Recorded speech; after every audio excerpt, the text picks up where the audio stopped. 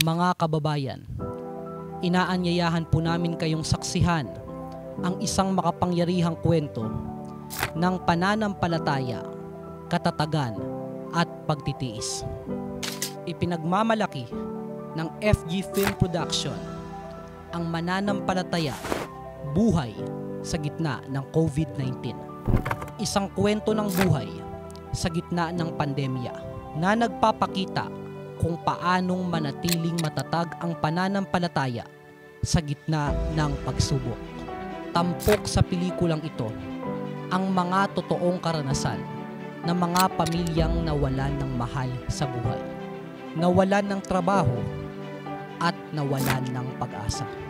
Pero sa kabila ng lahat ng ito, may nananatiling matibay ang pananampalataya sa Diyos.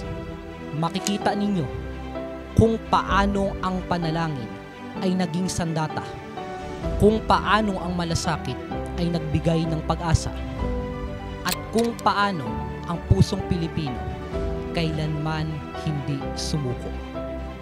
Ito po ay higit pa sa isang pelikula. Isa po itong pagpupugay sa lahat ng hindi bumitaw sa pananampalataya kahit parang wala ng pag-asa.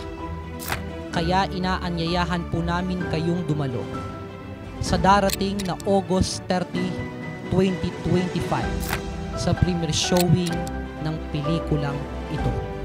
Sabado sa ganap na 1:00 ng hapon sa UP Film Institute. Kaya itala na po ang petsa. At huwag palampasin ang pelikulang tiyak na maghahaplos ng inyong puso. At hindi po dito nagtatapos ang lahat. Patuloy ninyong abangan ang susunod na mga proyekto ng FG Film Production. Mas makabuluhan, mas mapanghamon, at tiyak na kapupulutan ng araw. Suportahan natin ang pelikulang Pilipino, suportahan natin ang kwentong may saysay, at suportahan natin ang pananampalatayang isinasabuhay. Mananampalataya, buhay sa gitna ng COVID-19. Maraming salamat po. Shalom.